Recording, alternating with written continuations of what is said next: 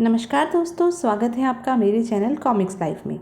शुरू करते हैं चाचा चौधरी और राका सीरीज़ की एक मज़ेदार कॉमिक्स, चाचा चौधरी और राका की वापसी। राका का चाचा बाकू बोला, चाचा चौधरी ने मेरे अजीज भतीजे राका को अंतरिक्ष में भेजकर उसे मुझसे हमेशा के लिए जुदा कर दिया। मैं उस चूहे को मार डालूंगा। घोषा ने कहा, लेकिन बाकू, चाचा चौधरी को मारोगे कैसे? बाकू बोला, मैं उसे गोलियों से भून कर रख दूंगा। घोषा ने कहा, कहना आसान है, करना मुश्किल। जरा सोचो, राका जिसने चक्रमाचार्य की अद्भुत दवाई पीकर अमरता प्राप्त कर रखी थी, वह चाचा चौधरी को मारने में सफल न हो सका। तुम उसे कैसे मारोगे? अगर चाचा चौधरी को मारना है तो योजनाबद्ध षड्यंत्र रचना पड़ेगा। बाकू ने कहा, घोषा, है कोई प्लान तुम्हारे पास? घोषा ने कहा, हाँ है, डायनामाइट से उसे उड़ा दिया जाए। यह डायनामाइट उस कुर्सी के नीचे लगा दिया। चाचा चौधरी को इस पर बैठाकर चाय पीने के लिए कहा जाए और फिर जब वह चाय की चुस्कियां ले रहा होगा तब तुम किसी बहाने से कुर्सी से दूर उस झाड़ी के पास जाकर खड़े हो जाओ। इसके दो फायदे होंगे, एक तो तुम डायनामाइट से दूर चले जाओगे, दूसरा तुम्हारा झाड़ी के पास खड़े होना मेरे लिए इशारा होगा कि मैं छिपकर अंदर से डायनामाइट के कंप्यूटर का बटन दबाऊं। इस तरह चौधरी की धज्जियां उड़ जाएंगी। बाकू ने कहा, वाह घोषा, सचमुच तुम्हारे दिमाग की दाद देनी पड़ेगी। घोषा ने उसी तरह का डायनामाइट अब दूसरी कुर्सी में लगा दिया और बोला, कुर्सी यहाँ सजा कर रख दी है, दुश्मन को लाकर इस पर बैठाना तुम्हारा काम है। बाकू ने कहा, मैं अभी जाकर उसे अपने साथ लाता हूँ। उधर चाचा चौधरी के घर पर साबू बोला, चाचा जी, रॉकेट ने यकायक भौंकना शुरू कर दिया है। चाचा चौधरी बोले, साबू, कुत्ता बड़ा सचेत जानवर है। खतरे के आने की खबर सबसे पहले कुत्ते को ही होती है। और रॉकेट बाकू पर भौंकने लगा। चाचा चौधरी बोले, रॉकेट, अभद्र मत बनो, आने वाले पर इस तरह नहीं भौंकते। बाकू ने कहा, चाचा जी, मेरी दिली तमन्ना है कि आप मेरे गरीब खाने पर आकर चाय पिएं। उम्मीद है आप मेरी प्रार्थना ठुकराएंगे नहीं। साबू बोला, चाचा जी, याद है इस आदमी के आने से पहले रॉकेट भौंका था। चाचा चौधरी बोले, साबू, जो आदमी चाह से बुलाने आए उसकी दावत को ठुकराना हमारा उसूल नहीं। साबू बोला, तो फिर मैं भी आपके साथ चलूँगा। चाचा चौधरी ने कहा, नहीं साबू, चाय की दावत सिर्फ मुझे ही मिली है। फिर डर किस बात का? हमारे मेज़बान के पास बंदूक है। अगर सामने कोई खतरा आ भी गया तो यह बंदूक काम आएगी। बाकू ने कहा, बिल्कुल ठीक फरमाया आपने। बाकू के घर पहुंचकर बाकू बोला, मैं अंदर से आपके लिए गर्म चाय लेकर आता हूँ। अंदर पहुंचकर बाकू ने घोषा से कहा, सब कुछ योजनाबद्ध चल रहा है, और चाचा चौधरी के लिए चाय लेकर आया। चाचा चौधरी बोले, वाह, चाय तो सचमुच लाजवाब बनी है। बाकू ने कहा, यह अवसर फिर कहाँ मिलेगा, क्यों न यहाँ से आपका एक फ़ोटो ले लिया जाए। अंदर बैठे घोषा ने सोचा, बस यही मौका है। घोषा कंप्यूटर का बटन दबाता है और देखते ही देखते चाचा चौधरी की जगह बाकू के ही चीथड़े उड़ गए। धमाका सुनकर घोषा घबराकर बाहर आया तो चाचा चौधरी ने कहा, जब बाकू अंदर चाय लेने गया था तब मैंने कुर्सी में लगा डायनामाइट निकालकर दूर झाड़ी में फेंक दिया था। बैठने से पहले मैंने कुर्सी को देखभाल लिया था। दुश्मन पर कभी यकीन मत करो। आप सभी तो जानते ही हैं, चाचा चौधरी का दिमाग कंप्यूटर से भी तेज चलता है। चाचा चौधरी ने कहा, बहरहाल चाय के लिए धन्यवाद। उधर केप कैनेडी में अमेरिका के अंतरिक्ष केंद्र से एक यान कार्निवाल अंतरिक्ष में दूर दराज अनुसंधान के लिए छोड़ा जा चुका है। अमेरिका के अंतरिक्ष केंद्र के डायरेक्टर ने कहा, माइक, अंतरिक्ष यान कार्निवाल से संपर्क स्थापित करो। माइक बोला, सर, मैं यह पहले ही कर चुका हूँ। अंतरिक्ष में अपने अनुसंधान करता हुआ कार्निवाल दूर, बहुत दूर निकलता जा रहा है। स्टीफन बोला, हम मंगल ग्रह से जो धातुओं के सैंपल लाए हैं वे पृथ्वी पर बड़े उपयोगी सिद्ध होंगे। यान में बैठे माकेल ने कहा, स्टीफन, अंतरिक्ष में दूर मुझे किसी इंसान की आकृति दिखाई दे रही है। स्टीफन बोला, माकेल, तुम्हें पता है मुझे मजाक पसंद नहीं। माकेल ने कहा, मजाक होता तो अच्छा था। हे भगवान, वह राका है। इसे कुछ वर्ष पहले चाचा चौधरी और साबू ने अंतरिक्ष में फेंक दिया था ताकि पृथ्वी के लोग चैन से जी सकें। राका सोचने लगा, पृथ्वी का अंतरिक्ष यान, वापस पृथ्वी पर लौटने का यह सुनहरा अवसर है। उधर पृथ्वी पर माकेल ने कहा, क्या राका अंतरिक्ष यान कार्निवल के आसपास देखा गया है। डायरेक्टर बोले, ऐसा है तो कार्निवल को पृथ्वी पर फौरन वापस उतार लो। माइक बोला, पर बॉस, कार्निवल का अनुसंधान कार्य अभी पूरा नहीं हुआ। अंतरिक्ष केंद्र के डायरेक्टर ने कहा, राका बड़ा खूंखार है, वह हमारे अंतरिक्ष यात्रियों को मार डालेगा। माइक बोला, एक अहम मसला खड़ा हो गया है, इसके लिए प्रेसिडेंट की इजाज़त लेना ही बेहतर होगा। डायरेक्टर बोले, तुम ठीक कहते हो। और उन्होंने प्रेसिडेंट को फ़ोन लगाया और बोले, हेलो, मैं अंतरिक्ष अनुसंधान केंद्र का डायरेक्टर मिस्टर प्रेसिडेंट से बात करना चाहता हूँ। टेलीफोन ऑपरेटर ने कहा, प्रेसिडेंट अभी व्यस्त हैं। डायरेक्टर बोले, लेकिन मेरा उनसे बात करना जरूरी है, 2 अंतरिक्ष यात्रियों की जान खतरे में है। टेलीफोन ऑपरेटर ने कहा, मैं प्रेसिडेंट को लाइन देती हूँ। अमेरिकन प्रेसिडेंट डायरेक्टर से बात करने लगे और बोले, यदि हमारे अंतरिक्ष यात्री सही सलामत ना लौटे तो रूस हमारी खिल्ली उड़ाएगा, विश्व में हमारी बदनामी होगी। कार्निवाल को फौरन उतरवाओ। डायरेक्टर ने कहा, धन्यवाद मिस्टर प्रेसिडेंट। लेकिन तब तक देर हो चुकी थी। राका यान पकड़ चुका था। राका ने सोचा, मैं यान को पकड़ने में कामयाब रहा, मुझे यहाँ छिपे रहना चाहिए ताकि अंदर के आदमी मुझे देख न सके। कैप्सूल अलग हो रहा है, इसका मतलब है कि यान के यात्रियों का पृथ्वी पर लौटने का प्रोग्राम है। अगर यह मौका चूक गया तो मैं कभी वापस पृथ्वी पर नहीं पहुंच सकूंगा। उधर यान के अंदर माकेल ने कहा, पृथ्वी कंट्रोल से वापस आने का आदेश आया है। कैप्सूल को मैंने यान से अलग कर दिया है। स्टीफन बोला, ठीक। राका भी दोबारा नहीं दिखाई दिया और यान हिंद महासागर में उतरने लगा। उधर हिंद महासागर में नेवी ऑफिसर बोले, कैप्सूल 100% सही उतरा है। दूसरे ऑफिसर ने कहा, पर कैप्सूल के पीछे मैंने कोई चिपकी हुई चीज़ देखी है। पहला ऑफिसर बोला, यह तुम्हारा वहम है। यान पृथ्वी पर उतर चुका था। माकेल ने कहा, हमारा जहाज हमें लेने के लिए मौजूद है। स्टीफन बोला, घर में परिवार के सदस्य हमें मिलकर खुश होंगे। और अमेरिकन जहाज दोनों अंतरिक्ष यात्रियों को लेकर चल दिया। तीसरा यात्री जिसे अमेरिकन जहाज पीछे छोड़ गया था वह था राका। वह सोचने लगा, आह, बहुत दिनों बाद पानी देखा। पृथ्वी से दूर रहकर इसकी महत्वता पता चलती है। और राका तैरकर समुद्र किनारे आ गया जहाँ एक बच्चा खेल रहा था। वह बोला, मेरी बॉल अभी पकड़ कर लाता हूँ। राका ने अपने पैरों तले उस बच्चे को कुचल दिया। उसकी माँ चिल्लाई, मेरा बेटा बचाओ। राका बोला, बेवकूफ़ औरत, ज़्यादा चिल्लाने से दिमाग गर्म हो जाता है। जा, समुद्र में गोते खाने से दिमाग ठंडा हो जाएगा। और राका ने उस औरत को उठाकर समुद्र में फेंक दिया और बोला, दुनिया वालों, राका पृथ्वी पर लौट आया है। इतने दिन अंतरिक्ष में रहने से राका प्यासा है, उसे पीने के लिए खून चाहिए। बम्बई में फिल्म शूटिंग की लोकेशन पर डायरेक्टर ने कहा, दृश्य है, हीरोइन नताशा समुद्र में तैरने जाएगी, मगरमच्छ उसे खाने को आएगा। तब किनारे पर घूमता हुआ हीरो हीरोइन की चीखें सुनकर समुद्र में कूद पड़ेगा। फिर मगरमच्छ को मारकर हीरो हीरोइन को सुरक्षित तट पर लेकर आ जाएगा।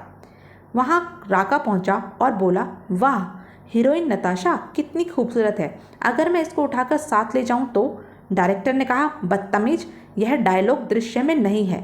राका बोला, तरबूज, तूने राका को बदतमीज कहा। अब ऐसा सीन होने जा रहा है जैसा तूने पहले कभी नहीं फिल्माया होगा। डायरेक्टर चिल्लाया, रहम, मुझे बख्श दो वरना यह फिल्म अधूरी रह जाएगी। राका ने डायरेक्टर को हवा में उछाल दिया और बोला, राका के पास सिर्फ एक ही चीज़ नहीं है, रहम। डायरेक्टर दूर एक मकान की छत पर जाकर गिरा। हीरोइन नताशा घबराकर चिल्लाने लगी। राका बोला, चिल्लाना फिजूल है, और उसने हीरोइन नताशा को उठा लिया। हीरोइन नताशा बोली, जंगली जानवर, मुझे नीचे उतारो। नताशा बचाओ बचाओ चिल्लाने लगी। तभी एक पुलिस जीप वहां पहुंची और इंस्पेक्टर ने कहा, जीप रोको। इंस्पेक्टर बोला, लंबू, काफ़ी दादागिरी हो गई, लड़की को नीचे उतारो। राका ने कहा, कभी चूहे ने शेर का रास्ता रोका है? पीछे हट जाओ। इंस्पेक्टर बोला, तुम नहीं जानते कि मुझ में और तुम में क्या फ़र्क है, यह लो। और यह कहकर इंस्पेक्टर ने गोली चला दी। राका बोला, मुझ में और तुम में फ़र्क यह है कि मैं मर नहीं सकता और तुम अब मरने जा रहे हो। राका बोला, आ जाओ मेरी मुट्ठी में, मेरा कोई दोष नहीं। तुमने राका का रास्ता रोककर खुद मौत को दावत दी है। मच्छर को मसलना ही अच्छा है। यह कहकर उसने इंस्पेक्टर को मसल कर ज़मीन पर फेंक दिया और बोला, ले जाओ इसे, यह बेजान हो गया है, इसको दफनाने का इंतजाम करो। सिपाही बोला, तुमने हमारे अफसर को मार डाला, मैं तुम्हें गोली से उड़ा दूंगा। राका ने कहा, शैतान बच्चों को सज़ा देना मुझे आता है, और उसने सिपाही को भी मार डाला और वहाँ पड़ी एक तलवार को उठाकर बोला, यह तलवार मेरे किसी काम आएगी। तभी एक बस ने राका को हॉर्न दिया, पौ पौ। बस ड्राइवर बोला, ओह, बस की ब्रेकें फेल हो गई और बस जाकर राका से टकरा गई। एक यात्री ने कहा, ओह, यह क्या हुआ? बस खड़ी हो गई है। बस एक विशालकाय आदमी से टकरा गई है। मुझे दफ्तर पहुंचना था, अब क्या होगा? राका ने कहा, नालायक, तुमने मेरा पैर कुचल दिया। एक यात्री बोला, बड़ा आदमी गुस्से में है, भागो। राका ने कहा, कुत्तों, तुमने मेरे गुस्से को भड़काकर खुद मौत को आवाज़ दी है, मुझे इल्ज़ाम न देना। और यह कहते ही उसने तलवार से बस के 2 टुकड़े कर दिए। बस यात्री बोले, ओह, उसने बस के 2 टुकड़े कर दिए, वह सबको मार डालेगा, जान बचाकर भागो यहाँ से। राका ने कहा, अब तुम्हारे सत्यानाश का दौर शुरू हो गया है, और उसने तलवार से बिजली के खंभे को काट दिया। बिजली के खंभे से दबकर एक आदमी की मौत हो गई। राका ने सब जगह आग लगा दी और बोला, हा हा, सब जलाकर राख कर दूंगा, तब ही तो संसार को पता चलेगा कि राका लौट आया है। बदला लेना है, पूरी दुनिया को तहस नहस कर दूंगा, मुझे कोई नहीं रोक सकता। तभी एक छोटी बच्ची बोली, रोक सकता है, चाचा चौधरी और साबू। राका ने कहा, अच्छा हुआ तुमने याद दिला दिया, मुझे उनसे हिसाब चुकाना है। मैं तुम्हें छोड़ देता, पर क्या करूं, रहम राका के पास नहीं है। और उसने उस बच्ची को मार डाला। राका ने कहा, चाचा चौधरी, अपनी सांसें गिनना शुरू कर दो, राका आ रहा है। उधर साबू बोला, चाचा जी, आप चलते चलते रुक क्यों गए? चाचा चौधरी ने कहा, साबू, मेरी नाक में खुजली हो रही है। साबू बोला, नाक में मच्छर घुस गया होगा। चाचा चौधरी ने कहा, नहीं साबू, मेरी नाक में खुजली होना आने वाली किसी बड़ी मुसीबत का संकेत है। साबू ने कहा, लेकिन हम जा कहाँ रहे हैं? चाचा चौधरी बोले, नवाब शफाक़ुद्दौला के पास, वह मेरे पुराने दोस्त हैं, कुछ अजीबो गरीब चीज़ दिखाने के लिए बुलाया है। नवाब शफाक़ुद्दौला ने कहा, खुशामदीद चौधरी साहब। चाचा चौधरी बोले, शफाक, तुमने मुझे किस लिए याद फरमाया? शफाक़ुद्दौला ने कहा, मेरे दादा मरहूम नवाब शजाउद्दौला के यहाँ वजीर थे। उन्हें अजीबो गरीब चीज़ें इकट्ठा करने का शौक़ था। इसी शौक़ में उन्होंने एक भूल भुलैया महल बनवाया। यह आदमी की अक्ल परखने का एक तरीका है। आम आदमी इसके अंदर घुसकर 1 हफ्ते से पहले बाहर नहीं निकल सकता। 50 साल पहले एक यूरोपियन दार्शनिक को भी अंदर घुसकर बाहर आने में 2 दिन लग गए थे। यह अभी तक का विश्व रिकॉर्ड है। कहते हैं चाचा चौधरी का दिमाग कंप्यूटर से भी तेज चलता है। मैं देखना चाहता हूँ कि वह कितनी देर बाद इस महल से निकलने का रास्ता खोज सकता है। चाचा चौधरी ने कहा, शफाक, मुझे कोई रिकॉर्ड नहीं तोड़ना, पर इस भूल भुलैया महल को एक बार देखने की मेरी उत्सुकता बढ़ गई है। चाचा चौधरी जैसे ही भूल भुलैया महल के करीब गया, दरवाज़ा अपने आप खुल गया। चाचा चौधरी सोचने लगे, मेरे अंदर घुसते ही पीछे से दरवाज़ा अपने आप बंद हो गया। इसका मतलब है कि बाहर जाने के लिए महल का सिर्फ एक दरवाज़ा खुला है, जिसे ढूंढकर मुझे बाहर निकलना है। अंदर से यह महल सचमुच गोरखधंधा है, कोई भी इसमें भटक सकता है। तभी महल में धुआं ही धुआं हो गया। महल के बाहर साबू बोला, शफाक़ुद्दौला, अगर चाचा चौधरी महल से बाहर ना आया तो तुम्हारी गर्दन मैं मरोड़ दूंगा। शफाक़ुद्दौला हंसने लगा और बोला, इस महल के सारे दरवाजे बंद हैं, सिर्फ एक दरवाज़ा खुला है, जिसे ढूंढने में आदमी को 1 हफ्ता लग जाता है। इसलिए साबू, तब तक तुम यहीं बैठकर चौधरी का इंतज़ार करो। साबू ने कहा, चाचा की पगड़ी मुझे दिखाई दी है। शफाक़ुद्दौला बोला, नामुमकिन, उसे अंदर गए अभी सिर्फ 10 मिनट ही हुए हैं। साबू ने कहा, शफाक़ुद्दौला, देखो चाचा चौधरी। शफाक़ुद्दौला बोला, या मेरे खुदा, यह इंसान तो सचमुच ज़मीन पर एक अजूबा है। चाचा चौधरी ने कहा, अंदर धुएं ने मेरा मार्ग प्रदर्शन किया। आम आदमी महल के अंदर निकलने वाले धुएं से घबराकर दूर भागता है। मैं उसी तरफ गया जिधर से घना धुआं आ रहा था। बाहर निकलने का दरवाज़ा धुएं के पीछे ही था। तभी शफाक़ुद्दौला बोला, खबरों का समय हो गया है, मुझे पॉकेट ट्रांजिस्टर पर खबरें सुनना अच्छा लगता है। और ट्रांजिस्टर पर खबर आई, यह विविध भारती है, खूंखार राका, जिसे कुछ समय पूर्व अंतरिक्ष में भटकने के लिए छोड़ दिया गया था, पृथ्वी पर वापस आ गया है। उसने आते ही मार काट शुरू कर दी है। अभी तक 50 व्यक्ति कत्ल किए जा चुके हैं और वह करोड़ों रुपए मूल्य की संपत्ति नष्ट कर चुका है। साबू ने कहा, यह कैसे हो गया? चाचा चौधरी बोले, मुझे लगता है राका किसी अंतरिक्ष यान के सहारे वापस पृथ्वी पर लौट आया है। साबू बोला, इससे पहले कि वह और लोगों की जानें ले, हमें उसे रोकना चाहिए।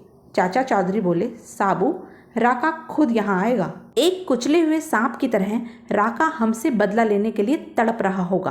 तभी राका वहाँ पहुँचा और बोला, लाल पगड़ी वाले, सचमुच तुम्हारा दिमाग दूर की सोचता है।